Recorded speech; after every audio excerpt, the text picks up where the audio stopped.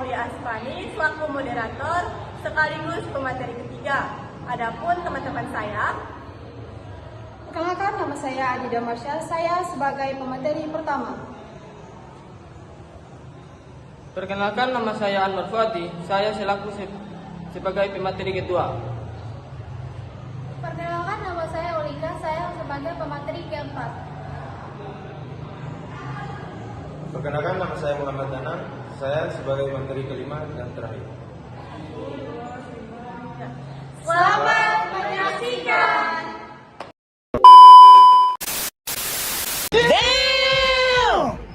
Baik, saya sebagai pemateri pertama akan menjelaskan tentang definisi sumber daya alam.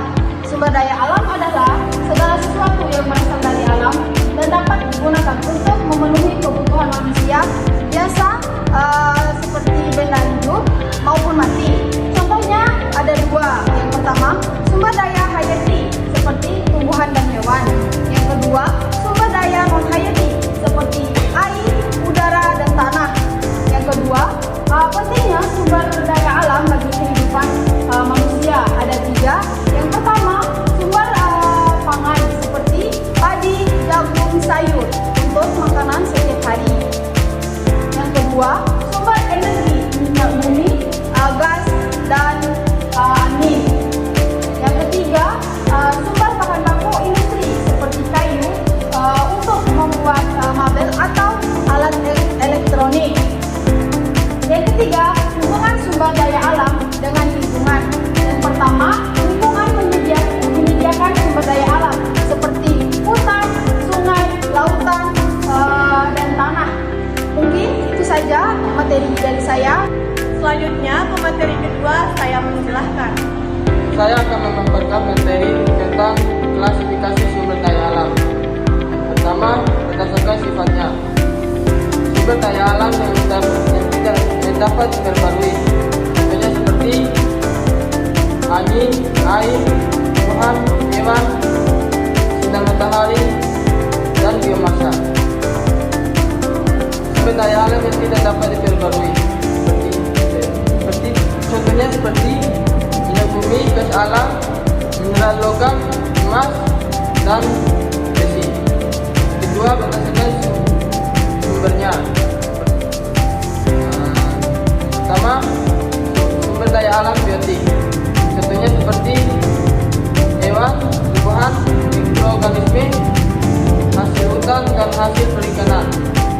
Kedua, sumber daya alam abiotik, contohnya seperti air, tanah, udara, mineral, dan logam.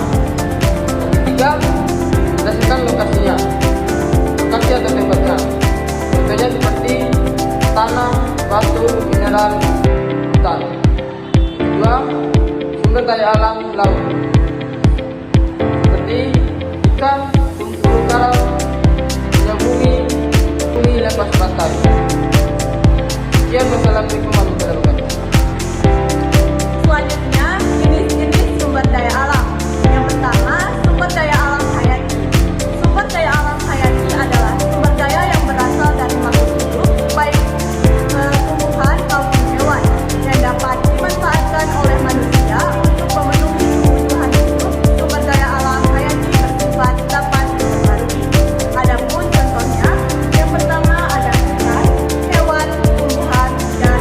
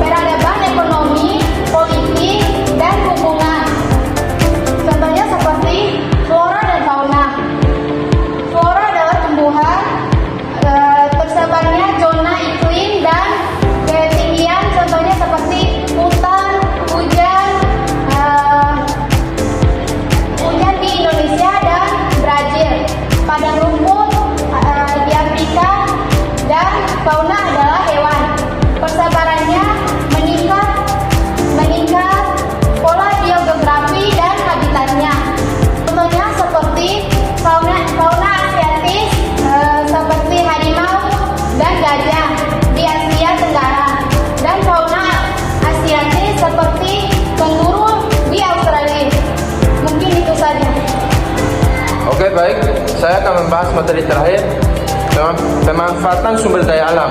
1. Kebutuhan sehari-hari, sumber daya alam dimanfaatkan untuk memenuhi kebutuhan dapat seperti air, makanan, pakaian, dan tempat tinggal. Yang kedua, ekonomi, energi, industri, pangan, sumber daya alam beberapa penting dalam kegiatan ekonomi, pertumbuhan, pertanian, penyediaan energi,